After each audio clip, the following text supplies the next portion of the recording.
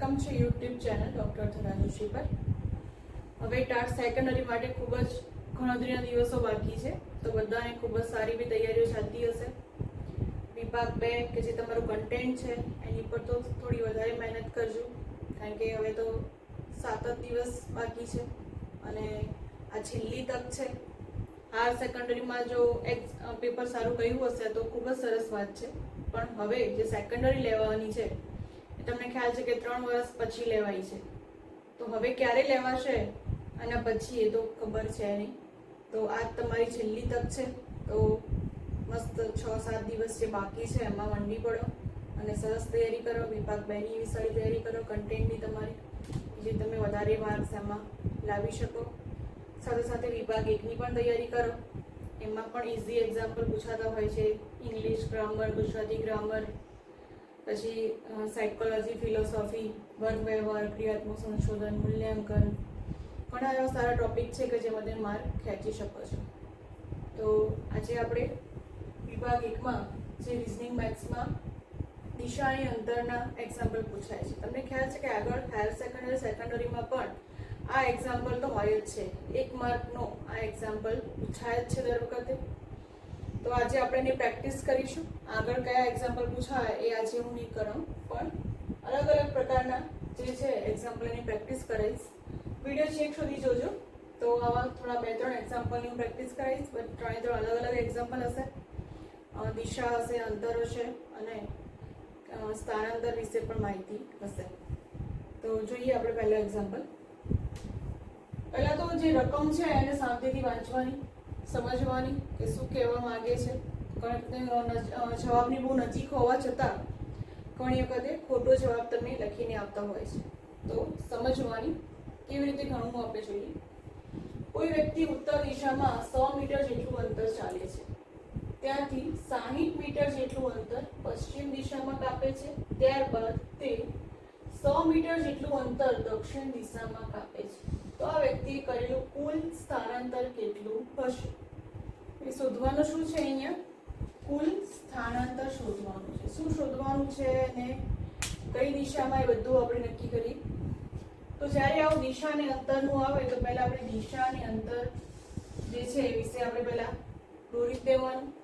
દિશાઓ માટે પૂર્વ, ઉત્તર, પશ્ચિમ અને દક્ષિણ. આટલું પહેલા રફકામમાં દોરી દેવાનું, તમને ખ્યાલ આવે કે પૂર્વ પશ્ચિમમાં કઈ જગ્યાએ આવે છે. હવે કોઈ વ્યક્તિ ઉત્તર દિશામાં 100 મીટર જેટલું અંતર કાપે છે. આપણે બાજુમાં ડાયાગ્રામ દોરીશું. આ વ્યક્તિ છે એ ઉત્તર દિશામાં, તો ઉત્તર દિશા ક્યાં છે? 100 મીટર જેટલું અંતર કાપે છે. ત્યાંથી તે 60 મીટર જેટલું અંતર પશ્ચિમ દિશામાં કાપે છે. પશ્ચિમ દિશા ક્યાં? અહીંયા બાજુ. ત્યાંથી શું કરે છે? કેટલું અંતર કાપે છે? 60 મીટર જેટલું. ત્યારબાદ તે 100 મીટર જેટલું અંતર દક્ષિણ દિશામાં કાપે છે. પાછું કે એટલે દક્ષિણમાં જાય છે, દક્ષિણ દિશા બાજુ કેટલું કાપે છે? 100 મીટર. હવે જો આમાં શું પૂછતો, આ વ્યક્તિએ કુલ સ્થાનાંતર કેટલું કર્યું હશે? કુલ સ્થાનાંતર એટલે કેટલા મીટર એને અંતર કાપ્યું હશે. તો આપણે કુલ સ્થાનાંતર શોધવાનું છે. તો ટોટલ સ્થાનાંતર કેટલું છે? 100 વત્તા 60 વત્તા 100. તો કુલ સ્થાનાંતરમાં આપણે 100 વત્તા 60 મીટર વત્તા 100 મીટર બરાબર 260 મીટર. તો રાઈટ આન્સર છે આપણો બી, 260 મીટર. ફક્ત સ્થાનાંતર જ પૂછ્યું છે, ઉદ્ગમ સ્થાનથી કેટલું અંતર છે એ પૂછ્યું નથી. તો એ ખાસ ધ્યાન રાખવાનું. ઘણા શું કરશે કે 60 મીટર લખીને પણ આવશે કે અંતર હોય તો 60 મીટર જવાબ આવે, પણ ફક્ત ને ફક્ત પૂછ્યું છે સ્થાનાંતર કેટલું હશે. બરાબર, તો ટોટલ સ્થાનાંતર આપણું આવે છે 260 મીટર. આવી રીતે દોરીને ડાયાગ્રામ બાજુમાં દોરીને જ નક્કી કરવાનું ક્યાંથી ક્યાં જાય છે, ક્યાં પહોંચે છે, કેટલું સ્થાનાંતર છે, અંતર કેટલું છે, દિશા કઈ છે, એ બધી જ બાબતો આવી રીતે ડાયાગ્રામ દોરીને જ કરવાનું. તો ઈઝી રહેશે અને ભૂલ પણ નહીં પડે. તો જોઈએ બીજો એક્ઝામ્પલ. આપણે બીજો એક્ઝામ્પલ છે, જ્યોત 2 કિલોમીટર ઉત્તર તરફ જાય છે. તો આપણે ફરીથી ડાયાગ્રામ આપણે દોરીશું. પૂર્વ, ઉત્તર, પશ્ચિમ અને દક્ષિણ. તો બાજુમાં આપણે એના જોડે જ આવો ડાયાગ્રામ બનાવીશું કે પ્રસ્થાન બિંદુ છે. જ્યોત કેટલા કિલોમીટર ઉત્તર તરફ જાય છે? તો 2 કિલોમીટર એ ઉત્તર તરફ જાય છે. પછી જમણી બાજુ ફરે છે, જમણી બાજુ ફરે છે અને 4 કિલોમીટર ચાલે છે. ફરીથી જમણી બાજુ ફરી. હવે જમણી અને ડાબી પણ તમારા મગજમાં ક્લિયર હોવું જોઈએ. જ્યારે ક્લોકવાઇઝ હોય તો એ જમણી બાજુ કહેવાય અને એન્ટી ક્લોકવાઇઝ હોય તો ડાબી બાજુ. હંમેશા યાદ રાખવાનું, ક્લોકવાઇઝ અને એન્ટી ક્લોકવાઇઝ. તો જ્યારે ક્લોકવાઇઝ ફરતું હોય એને જમણી બાજુ કહેવાય અને એન્ટી ક્લોકવાઇઝ ફરતું હોય એને ડાબી બાજુ ગણવાની. તો ફરીથી તે જમણી બાજુ ફરી 4 કિલોમીટર આગળ ચાલે છે. તો ફરીથી ક્યાં વળે છે? જમણી બાજુ વળી 4 કિલોમીટર આગળ ચાલે છે. ફરી જમણી બાજુ આ 2 અને આ 4 અંતર શોધવામાં પણ તો ધ્યાન રાખવાનું કે આટલું 2 છે તો ડબલ થશે 4. ફરીથી 4 કિલોમીટર આગળ ચાલે છે. ફરીથી જમણી બાજુ વળી 4 કિલોમીટર આગળ ચાલે છે. તો જ્યોત કઈ દિશામાં જોતો હશે? તો જ્યોત કઈ દિશામાં જોતો હશે? આ કઈ દિશા કહેવાય?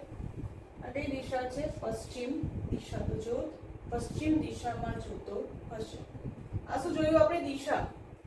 આગળનો એક્ઝામ્પલ તો સ્થાનાંતર, એટલું સ્થાનાંતર હતું. આ કઈ દાખલો છે? દિશા, કે કઈ દિશામાં જોવે છે, કઈ દિશામાં ઊભો હશે, કઈ દિશામાં એનો પડછાયો હશે. એવા એક્ઝામ્પલ આવી શકે છે. પણ ફક્ત આપણે દિશાઓ એની જમણી ડાબી બાજુ એ ધ્યાન રાખવાનું રહેશે. તો આપણે આવી રીતે ડાયાગ્રામ દોરવાનું. જે બાજુ એનું મોં હોય, આ બાજુ ચાલતું હોય, આ બાજુ એનું મોં હોય તો કયો દિશા કહેવાય? પશ્ચિમ દિશા આવે. તો પશ્ચિમ દિશા બાજુ એનું મોં હશે. તો આ એક્ઝામ્પલ જોયું આપણે દિશા શોધવાનું. હવે અંતર શોધવાનું આપણે એક્ઝામ્પલ જોઈ લઈએ અને પ્રેક્ટિસ કરી લઈએ કેવી રીતે થાય. આ એક્ઝામ્પલ થોડું જુદું છે તમારા માટે. એક વ્યક્તિ અગ્નિ દિશામાં 7 કિલોમીટર ચાલ્યા બાદ પશ્ચિમ દિશામાં 14 કિલોમીટર ચાલે છે. ત્યારબાદ વાયવ્ય દિશામાં 7 કિલોમીટર ચાલી આખરે પૂર્વ દિશામાં 4 કિલોમીટર ચાલીને ઊભો રહે છે. તો તે પ્રસ્થાન બિંદુથી કેટલો દૂર હશે? તો આમાં આપણે અંતર શોધવાનું છે. બરોબર? તો પહેલા તો તમે આ તો દોરી દેવાનું. પૂર્વ, પશ્ચિમ, ઉત્તર, દક્ષિણ. હવે જો આમાં શું આપ્યું છે? અગ્નિ દિશા અને વાયવ્ય દિશા. એ પણ તમને ખ્યાલ હોવો જોઈએ. એની શોર્ટકટ મેથડ છે યાદ રાખવા માટે, વીણા. કારણ કે ઘણાને અગ્નિ, વાયવ્ય, નૈઋત્યમાં યાદ રહેતું નથી. તો વીણા એટલે વી, વી એટલે વાયવ્ય, આઈ એટલે ઈશાન, એ એટલે અગ્નિ અને એન એટલે નૈઋત્ય. તો આવી રીતે દિશા યાદ રાખવાની. હવે આપણે આ જોઈએ. આટલું તો તમારે યાદ રાખવા માટે કે કઈ દિશા ક્યાં છે, કઈ રીતે જવાનું છે એ. તો આટલું તો તમને આવડતું હોવું જરૂરી છે. બરોબર? આ રીતે વાયવ્ય, ઈશાન, અગ્નિ અને નૈઋત્ય આ દિશાઓ આપણે યાદ રાખવાની. ઉત્તર, પશ્ચિમ, દક્ષિણ તો આપણે યાદ રાખીશું પણ આ પણ યાદ રાખવાની. હવે એક એક સેન્ટેન્સ લઈએ જેમ આગળ લીધું હતું એમ. તો અગ્નિ દિશામાં 7 કિલોમીટર ચાલ્યા બાદ. તો આનું પ્રસ્થાન બિંદુ આપણે લઈએ. તો અગ્નિ દિશા ક્યાં છે? આ અગ્નિ દિશા છે. તો અગ્નિ દિશામાં કેટલો કિલોમીટર ચાલે છે? 7 કિલોમીટર. ત્યારબાદ પશ્ચિમ દિશામાં તે 14 કિલોમીટર ચાલે છે. તો આ છે પશ્ચિમ દિશા. એમાં કેટલું ચાલે છે? 14 કિલોમીટર. આખરે પૂર્વ દિશામાં તે તે વાયવ્ય દિશામાં 7 કિલોમીટર ચાલે છે. તો વાયવ્ય દિશા ક્યાં છે? આ છે, આ વાયવ્ય દિશા છે. બરોબર? તો તે વાયવ્ય દિશામાં કેટલા કિલોમીટર ચાલે છે? 7 કિલોમીટર. ત્યારબાદ તે પૂર્વ દિશામાં 4 કિલોમીટર ચાલીને ઊભો રહે છે. પૂર્વ દિશા ક્યાં છે? પૂર્વ દિશા. તો ત્યાં કેટલું ચાલે છે? 4 કિલોમીટર ચાલીને તે ત્યાં ઊભો રહે છે. હવે જો 7 કિલોમીટર 7 કિલોમીટર, આ 14 કિલોમીટર છે, તો આ પણ 14 કિલોમીટર હોય. તો પ્રસ્થાન બિંદુથી કેટલો દૂર હશે? તો 14 અને અહીંયા છે 4, તો આ કેટલું હશે? 10 કિલોમીટર. 10 + 4 એટલે આખું થશે 14 કિલોમીટર. તો અહીંયા જે ઊભો રહે છે ત્યાંથી જે પ્રસ્થાન બિંદુનું અંતર છે કેટલું છે? 10 કિલોમીટર. તો તે કેટલું અંતર હશે પ્રસ્થાન બિંદુથી? તો આપણો આન્સર છે સી, 10 કિલોમીટરના અંતરે તે ઊભો હશે. ખ્યાલ આવી ગયો? ફરીથી સમજાવું. અગ્નિ દિશામાં, તો આ અગ્નિ દિશા, આ અગ્નિ દિશા છે, બરોબર? અગ્નિ દિશામાં 7 કિલોમીટર. ત્યારબાદ પશ્ચિમ દિશામાં 14 કિલોમીટર. ત્યારબાદ કેવું છે? વાયવ્ય દિશામાં 7 કિલોમીટર. ત્યાંથી પૂર્વ દિશામાં 4 કિલોમીટર અહીંયા ચાલીને ઊભો રહે છે. તો પ્રસ્થાન બિંદુથી એનું અંતર કેટલું હશે? તો 14 અને અહીંયા પણ 14 હોય, પણ 4 કિલોમીટર ઊભો રહે તો 4 + આપણે 10 કરીએ તો આપણને 14 મળે. તો આપણો આન્સર હશે 10 કિલોમીટર. તો તમે આ રીતે જોયા. પહેલા તો સ્થાનાંતર જોયું, દિશા જોયું, અને આ છે અંતરનો દાખલો. તો એકદમ સિમ્પલ જ એક્ઝામ્પલ હોય છે. ફક્ત જે દિશા હોય જમણી બાજુ ડાબી બાજુ એ તમારે ધ્યાન રાખવાનું હોય છે. તો આવા એક્ઝામ્પલ તમે પ્રેક્ટિસ કરશો, આવી રીતે દોરશો ડાયાગ્રામ, તો ચોક્કસથી તમને જે એક્ઝામ્પલનો આન્સર જે છે એ તમે સાચો મેળવી શકશો. તો આ એક્ઝામ્પલથી તમને ચોક્કસથી ફાયદો થશે, કારણ કે આ એક્ઝામ્પલ, આવા જે એક્ઝામ્પલો છે દિશા અને અંતરના, એ પૂછાય જ છે ને અગાઉની જે આગળની એક્ઝામ છે એમાં પણ પૂછાશે જ, બરાબર? તો તમે પ્રેક્ટિસ કરો તો ચોક્કસથી આવડશે તમને. તો હજી તમને કોઈ એવો કોઈ ડાઉટ હોય, કોઈ તમને એક્ઝામ્પલ આવડતો ન હોય, તો તમે કમેન્ટ બોક્સમાં લખીને મોકલી શકો છો. તો એ એક્ઝામ્પલ પણ હું મારા વિડીયોમાં સમાવેશ કરીશ. તો ત્યાં સુધી સારી એવી મહેનત કરતા રહો. તો મળીએ નેક્સ્ટ વિડીયોમાં. ત્યાં સુધી જય હિન્દ, વંદે માતરમ.